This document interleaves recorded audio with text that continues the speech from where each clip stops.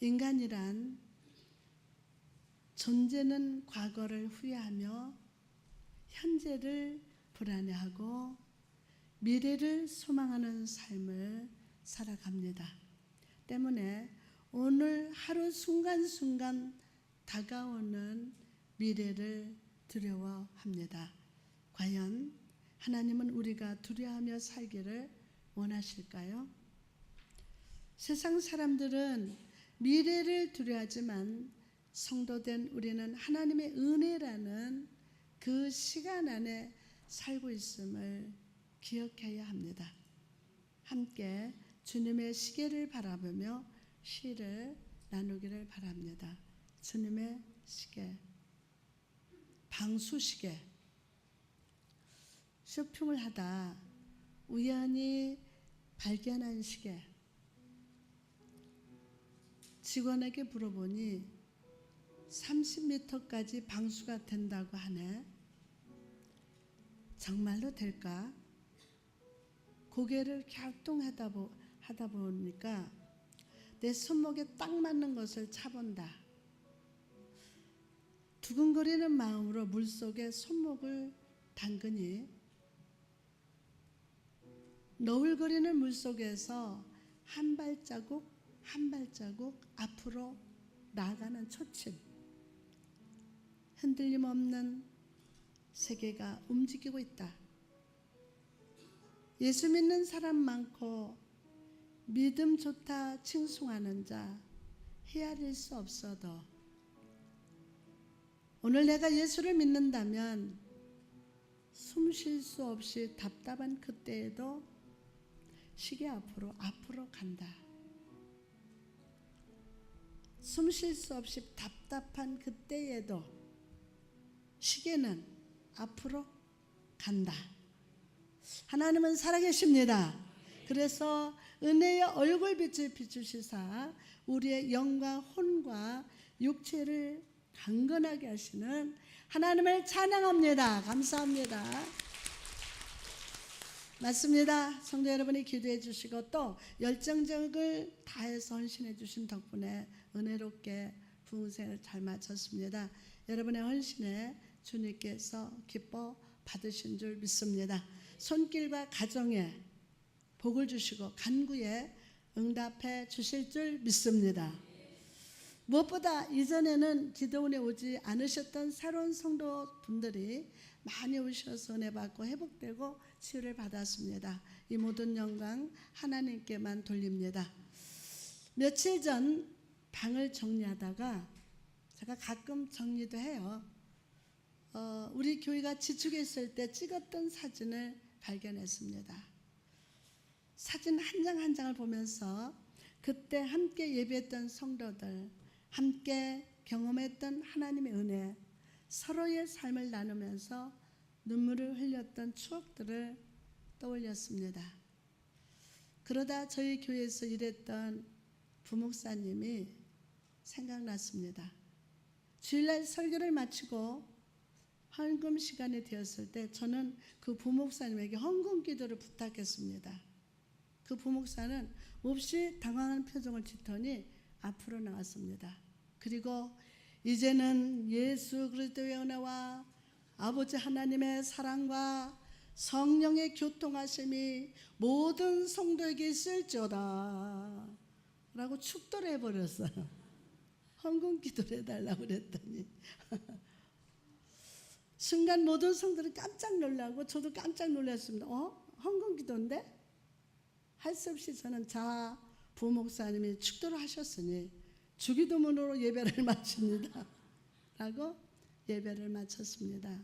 여러분, 부목사가 했던 이 기도가 어리석다고 생각이 드실지 모르지만 하나님 앞에 드려지는 우리의 기도도 내 생각에 멋지고 아름다운 기도일진 몰라도 하나님 보실 때는 어리석고 부족한 기도일 수도 있습니다. 하나님 보실 때 우리는 하루 중에 의무적으로 식사 전에 기도하고 잠자기 전에 성경 말씀을 암송하면서 기도합니다. 여호와는 나의 목자신 내게 부족함이 없으리로다. 여러분이 아는 성경들을 암송하면서 기도합니다. 또 아침에 잠이 덜 깬 상태로 몇 마디 중얼거리기도 하고 가끔은 진지하게 주여 도와주옵소서라고 부르짖기도 합니다. 그러나 무디만 기도인 것, 말만 기도인 것, 하나님과는 전혀 상관없이 내 소원만 아뢰는 기도는 하나님 보실 때 적절하지 못한 기도임을 여러분이 기억하셔야 합니다. 시의 적절이라는 말이 있습니다. 어떤 행동이나 말이 그 당시에 사정이나 요구에 아주 알맞는다는 뜻입니다. 시의 적절. 우리의 기도도 때에 알맞은 기도를 드려야 하고 나의 기도를 듣기 원하시는 하나님의 요구에 알맞는 기도를 드려야 한다는 거예요. 시의 적절. 이런 의미에서 오늘 본문 속의 바울은 하나님 아버지 앞에서 그리고 에베소 교회 성도들 앞에서 시의 적절한 기도와 간구를 드리고 있습니다. 그는 하나님 앞에 마음을 확 열었어요. 여러분 오늘 하나님 앞에 마음을 열어놓읍시다. 자, 바로 앉아서 하나님 앞에 그는 마음을 확 열었어요.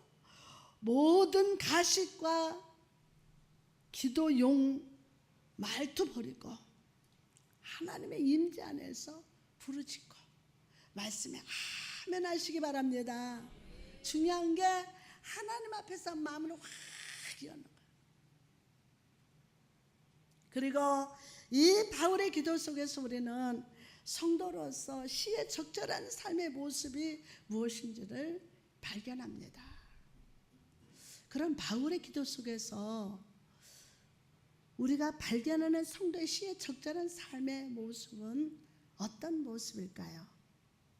첫째로 성장하는 믿음의 모습입니다. 무슨 모습이에요? 성장하는 믿음의 모습. 본문 15절 16절에 이로 말미암아 주 예수 안에서 너희 믿음과 모든 성도를 향한 사랑을 나도 듣고 내가 기도할 때에 무하고 기억하며 너희로 말미암아 감사하기를 그치지 아니하고. 바울은 기도할 때마다 에베소 교회 성도들을 기억하며 하나님께 올려드리기를 그치지 않았다고 고백합니다. 우리는 다른 사람에게 내가 너를 위해서 기도할게 라고 말한 후에 실제로 하지 않는 경우가 많지만 바울은 에베소 교회 성도들을 위해서 의례적으로 인사 차례로 기도한다고 하지 않고 실제적으로 기도하고 있다고 고백하고 있다는 거예요. 저도 기도 부탁을 많이 받잖아요. 미국에서도 일본에서도 영국에서도 사람들이 전화해가지고 기도 부탁합니다. 때로는 기도 부탁할 때 제가 아멘을 하지 않을 때가 있어요. 끙끙끙끙 맬 때가 있어요. 이거를 내가 담당해서 기도할 수 있을까? 아멘 해놓고 내가 기도 못하면 어떡할까? 그 다음에 기도 부탁의 성격이 정말 과연 내가 이거를 하나님 앞에 기도할 수 있을까? 라는 그럴 때가 있습니다. 성도들도 목사님 기도해 주세요. 저는 아멘 하면은 밤새서라도 해요. 2시에 일어나서도 하고 3시에 일어나서도 하고 해요, 기도를. 근데 이 바울도 에베소 교회 성도를 위해서 의례적으로 인사 차례로 기도한다고 하지 않고 아주 실제적으로 기도하고 있다고 아주 자신 있게 고백하고 있어요. 그럼 바울은 왜 에베소 교회 성도들 위해서 기도했을까요? 첫 번째 이유는 그들의 믿음 때문이었어요. 뭐 때문에? 그들의 믿음 때문이에요. 믿음 때문에. 여기서 말하는 믿음은 예수 그리스도를 나의 구주요 부활하신 분은 하나님이시오. 그 하나님을 내 주인으로 모셔드렸다는 핵심의 증거로서 믿음이 아니라 에베소 교회 성도들의 믿음의 현재 상태를 바라보면서 하나님께 감사 기도를 드렸다는 것을 의미합니다. 믿음은 예수 그리스도를 나의 구주요 부활하신 분은 나의 하나님이시요 하나님은 나의 주인이시라는 그 고백의 믿음이 아니라 지금 현재 믿음의 상태를 바라보면서 하나님께 감사 기도를 드렸다는 거예요. 성도들의 믿음이 어떠했습니까? 그들의 믿음은 그동안 그리스도 예수 안에서 성장했어요. 시간이 갈수록 그들의 믿음은 꾸준히 굳건해져서 그 믿음에 대한 소문이 감옥에 있는 바울의 귀까지 막 들려왔습니다. 와, 믿음이 성장한다고, 와, 믿음이 점점점 성장한다고 감옥에 있는 바울의 귀에까지 막 들리는 거예요. 그리고 마치 자녀가 성장하여 유명해지고 성공한 것을 보면서 대견스러워하는 아버지처럼 바울은 에베소 교회 성도들의 영적인 성장과 믿음의 굳건함으로 인해서 하나님께 막 감사를 드려서 너무 하나님 감사합니다. 여러분, 오늘날 우리 그리스도인들의 믿음은 어떻습니까? 우리 모두 다 예수 그리스도를 나의 구주요 부활하신 하나님이요 나의 왕이요 주인으로 고백하고 있습니다. 모두 다 믿음을 가지고 있습니다. 그러나 과연 우리의 믿음은 장성하고 있을까요? 성장하고 있을까요? 안타깝게도 많은 주의 자녀들이 믿음의 길을 걷다가 어둠이 밀려올 때 주저앉습니다. 믿음의 길에 시험의 낙심, 염려의 장애물이 나타날 때 당황하고 두려울 때가 있습니다.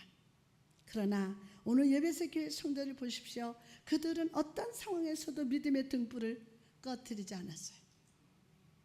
동남풍아 불어라, 서부풍아 불어라, 가시밭에 백화파 예수 향기 날리니 할렐루야 아멘. 가시밭에 백화파 예수 향기 날리니 할렐루야 아멘. 어떤 상황에서도 믿음의 등불을 꺼뜨리지 않았어요.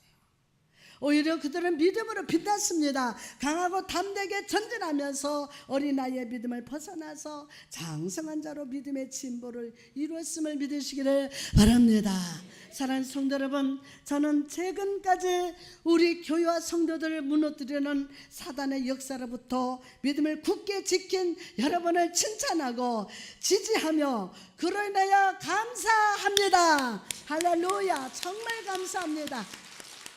그러나 이제 우리는 아는 믿음, 어제의 믿음에 머무는 자가 아니라 장성한 믿음의 자리로 전진해야 될 줄 믿습니다. 그러며 성령님 역사하여 주옵소서.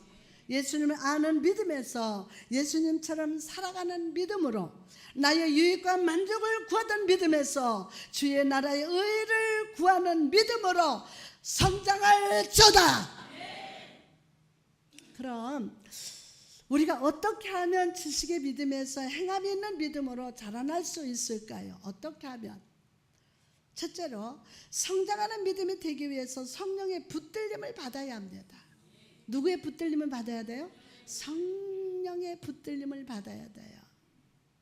우리의 힘으로는 옳게 못 살고 내 신앙 가지고는 승리 못한다.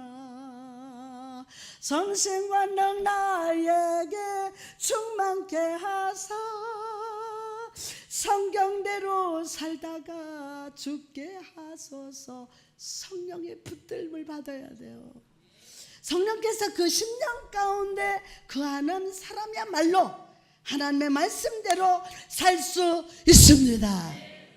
사도행전 2장의 오순절 다락방의 모습을 보시기 바랍니다. 사도행전 2장 1절에서 4절에 오순절 날에 이미 이름에 그들이 다 같이 어디로 한 곳으로 모였더니 혼련이 하늘로부터 급하고 강한 바람 같은 소리가 있어 그들이 앉은 온 집에 가득하며 마치 불의 혀처럼 갈라지는 것들이 그들에게 보여 각 사람 위에 하나씩 임하였더니 그들이 다 성령 충만함을 받고 성령이 말하게 하심 따라 다른 언어로 말하기를 어떻게 하니라 시작하니라. 보세요.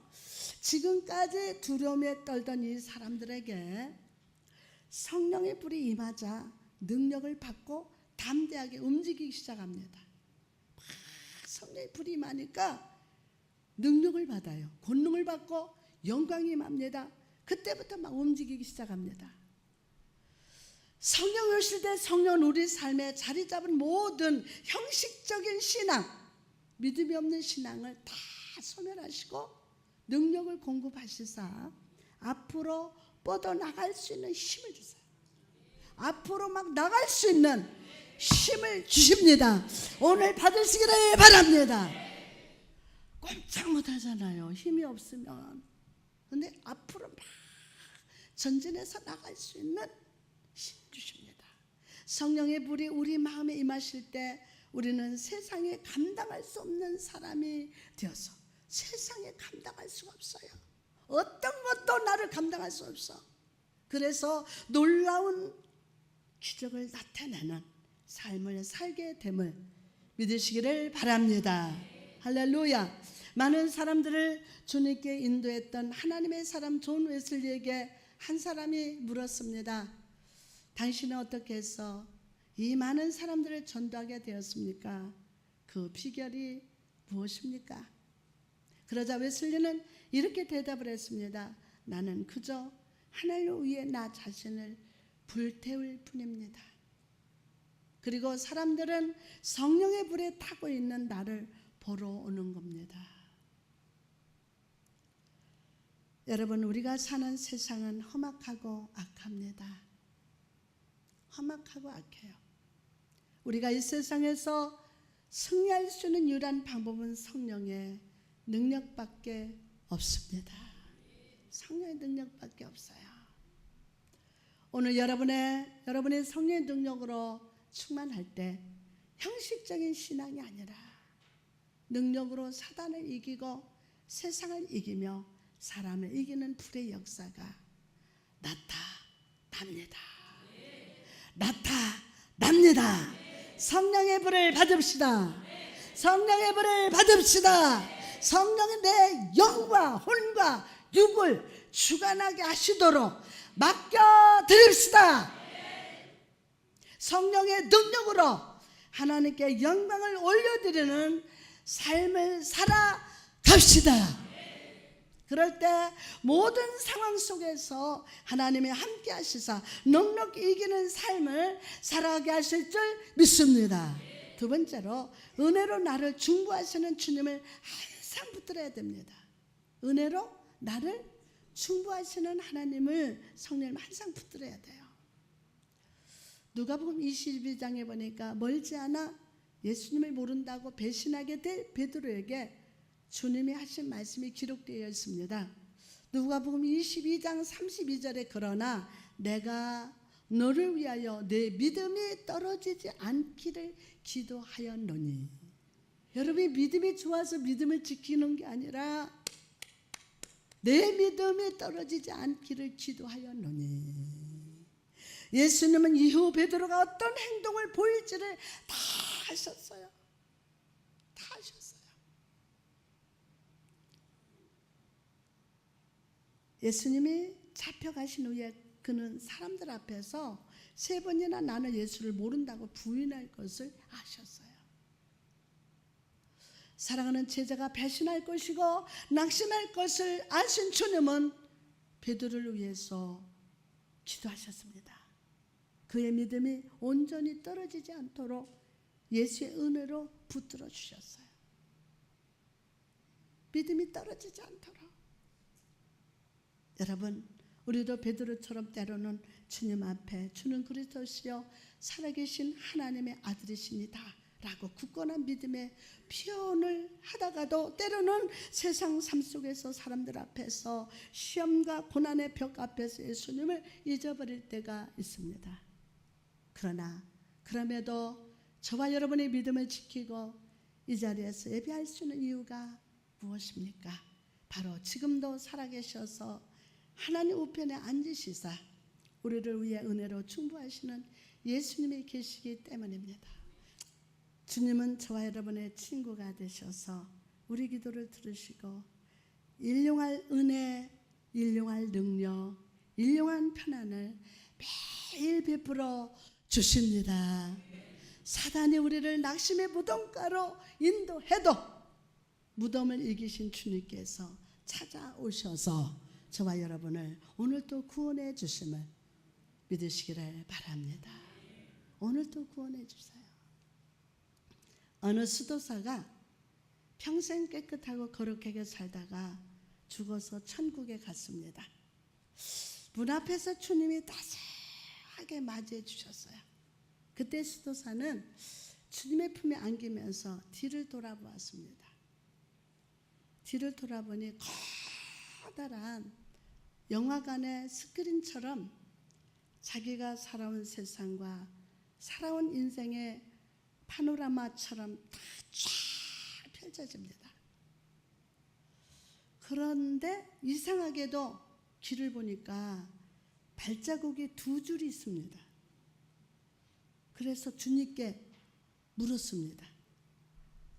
주님, 저는 혼자 왔는데 왜 발자국이 둘입니까? 그래서 예, 나는 언제나 너와 함께 있었느니라, 동행하였느니라.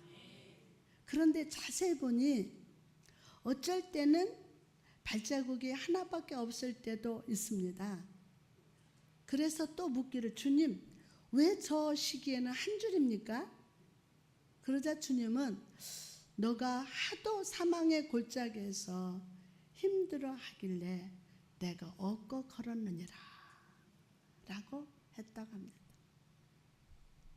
네가 사망의 골짜기에서 하도 힘들어해서 내가 업고 걸었느니라.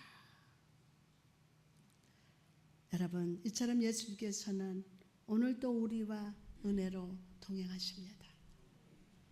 때로 내가 믿음이 식어지고 병들고 염려로 인해서 믿음의 발걸음을 내딛지 못하는 그때에도 주님, 우리가 믿음이 연약해지지 않게 하기 위해서 주님 등 뒤에 우리를 업으시고 의의 길로 오늘도 인도하고 계심을 믿으시기를 바랍니다. 이 예수님을 믿었기 때문에 스데반은 돌을 맞는 순간에도 천사 얼굴로 웃으면서 순교했어요. 사도 바울은 빌립보 감옥에서 주님을 찬양하면서 막 기뻐했습니다. 어디에서? 빌립보 감옥에서. 여러분, 예수님이 여러분에게 주고자 원하시는 거는요, 다른 거 없어요. 물질 주기를 원하시는 게 아니에요. 기쁨을 기쁨 주시기를 원하십니다. 오늘 받아가지고 가세요. 할렐루야. 아멘. 참 힘겨운 마음이지만 하나님의 마음에 평가를 주시고 기쁨을 주시니까 하나님의 얼굴빛이 비춰지니까 얼굴이 환해지는 거야. 늘 깨어 있으라, 잠들지 말아라, 주님과 동행하라, 항상 기뻐하라, 지지 말고 기도하라, 범사에 감사하라. 이는 예수 안에서 너희에게 향하시. 다 같이 하나님 뜻이니라. 할렐루야.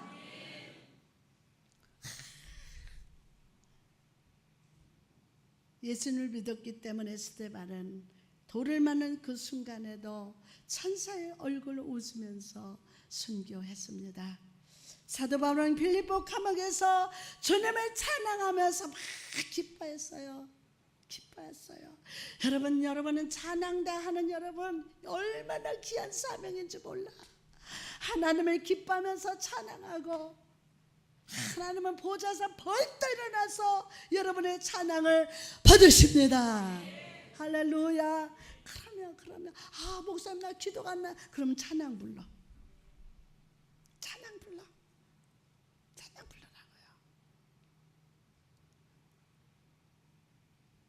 우리 성기접 집사님 형님이 목사님이세요. 미남이시고 합동주 목사님이신데 집회 한번 참석하셨어요. 근데 예수님 예수님 찬양합니다. 예수님 예수님 사랑합니다. 인생의 고개를 넘어서 갈 때에 예수님 손잡고 같이 가보자. 이게 너무 은혜스럽디야. 너무 은혜스럽대. 우리 찬양자 우리 교회에서 하면 안 되냐고. 그래서 아까 가만 좀 있어 봅시다 이랬어 권사님한테. 여러분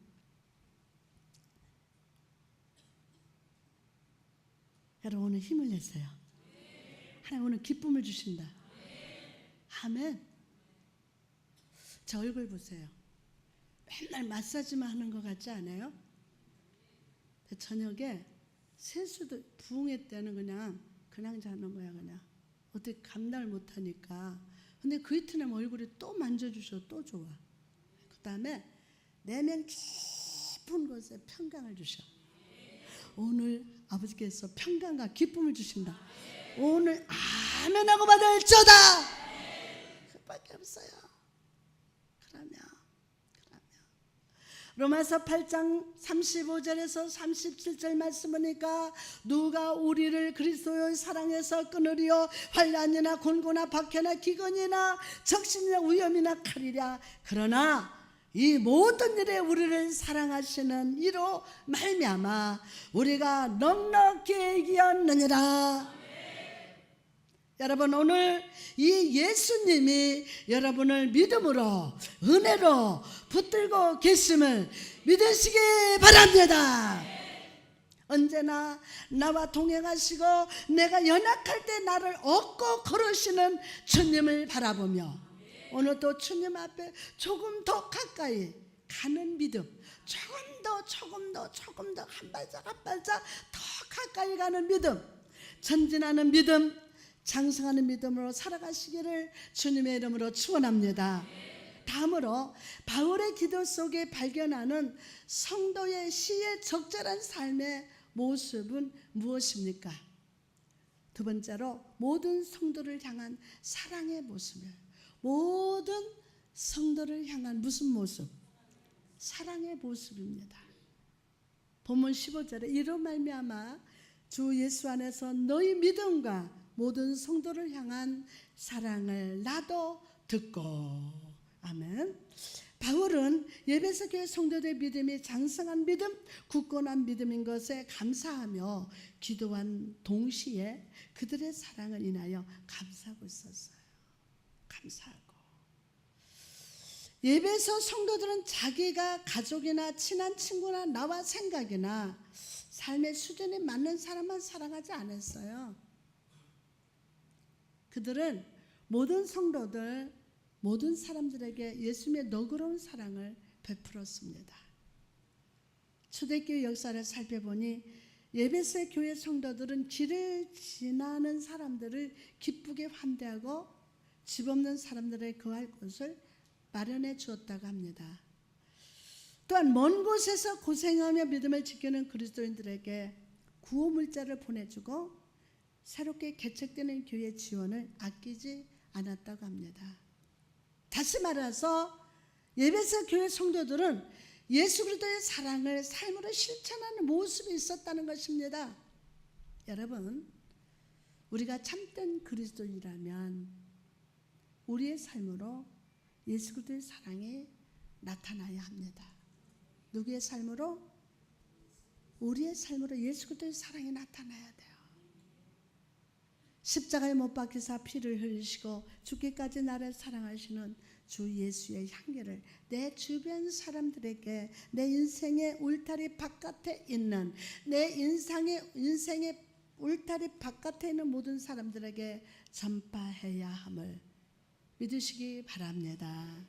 예수 그리스도의 사랑의 마음이 없으면 나와 코드가 맞는 사람들이 모이는 파벌이 생기고 교만과 우월감과 뭐요? 배타적인 삶의 모습을 보일 뿐입니다. 성령님, 오늘 우리 교회 안에 임하시사 예수보다 높아진 모든 마음을 낮아지게 하옵소서. 이거예요. 예수보다 더 높아진 마음이 낮아지는 거예요. 여러분, 하나님 은혜가 아니면 우리 아무것도 못해요. 진짜 겁도 없어. 우리가 우리 생명 우리 건 줄 알아. 아니에요. 아니에요. 그리고 모든 성도들 예수 그리스도의 사랑으로 섬기는 삶의 모습이 회복될지어다.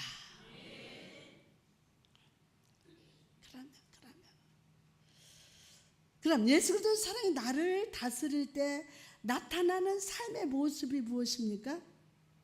바로 예수님처럼 희생하는 모습이 삶 속에 나타납니다.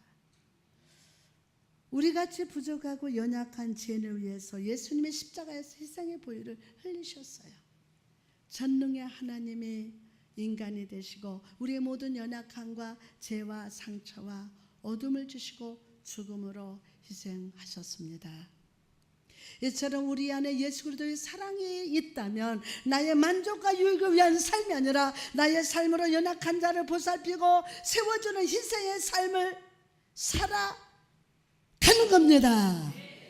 그러면 교회 안에서 사랑이 없다면 우리는 괭과리가 같고 많은 은사를 가지고 하늘의 비밀을 가져도 소용이 없습니다. 산을 옮기만한 믿음도 아무 소용이 없습니다. 고린도서 13장 4절에 사랑은 오래 참고 사랑은 온유하며 시기하지 아니하며 사랑은 자랑하지 아니하며 교만하지 아니하며.